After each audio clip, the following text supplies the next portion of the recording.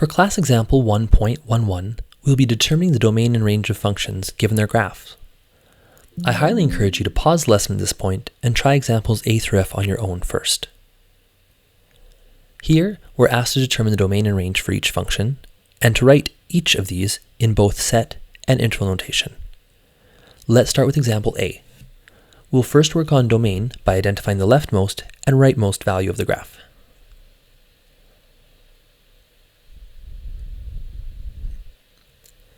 Here we see that at the leftmost point, the graph goes to -4, and the rightmost, it goes to +4. Students will sometimes ask, how can I tell if a value is included or excluded? If you see a hollow circle, that means it is excluded. In all other cases, you should assume that the point is included.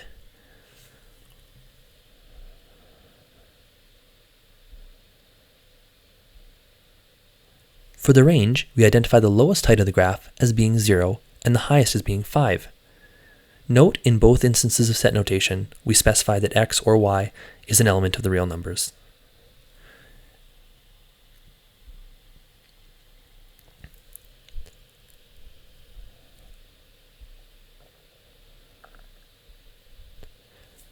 As we determine the domain for example B, we see that to the left end we have an arrow, meaning we go on to -infinity, and the right end point stops at an x value of 4.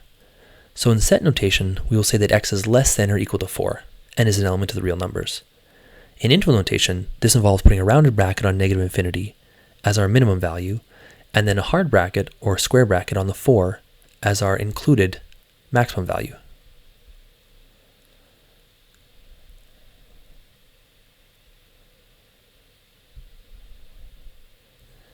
When considering the range here, typically we would say that y is greater than or equal to -1. So in set notation, it is completely appropriate to write it in this way. But you may feel more comfortable writing the minimum value on the left. So we could also say that -1 is less than or equal to y. We may in fact even read this as y being greater than or equal to -1, but could still write it this way. This is helpful if you want your set notation and your interval notation to correspond more directly. We see that on the interval notation, we are obligated to write the -1 on the left because it is the minimum value.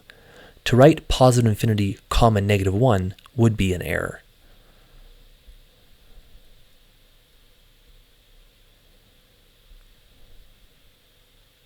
Example C has no restrictions on its domain. So in interval notation, we'll say from -infinity to +infinity. In set notation, we'll simply state that x is an element of the real numbers.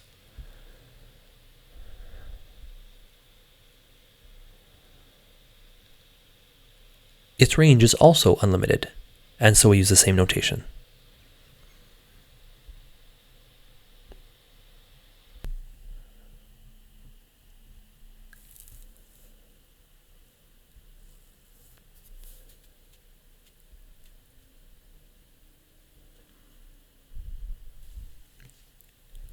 Example D doesn't offer much new in the way of domain, but has a very important discussion when it comes to its range. We'll see here that the graph seems to be leveling out at a height of -2, but the graph has a dotted horizontal line at -2. This is called the horizontal asymptote. You may remember me saying earlier that a horizontal asymptote represents a value that the function tends toward but does not reach. If we understand the nature of horizontal asymptotes, we will understand that this implies that y will not reach the height of -2. If it did, there would be no reason to draw the horizontal asymptote. So here, our range will be y is greater than, but not including, -2. And so in the interval notation, we'll be forced to use a round bracket.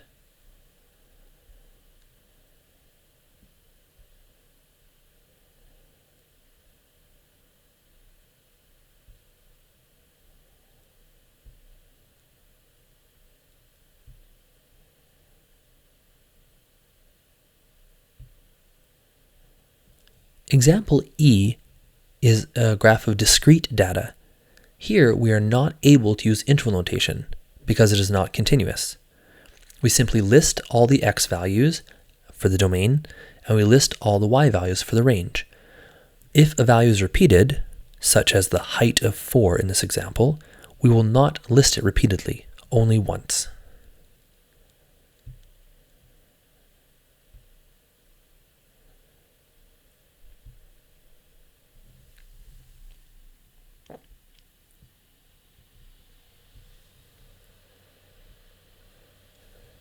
Example F is another example where the domain is unlimited, but the range has a lowest point.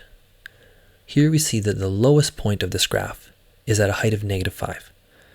So our range will be y is greater than or equal to -5 and is an element of the real numbers. In interval notation, we write this as square bracket -5, comma, positive infinity, round bracket. Hopefully, those 6 examples give you a good overview of the kinds of graphs you might see and for which you would have to determine the domain and range.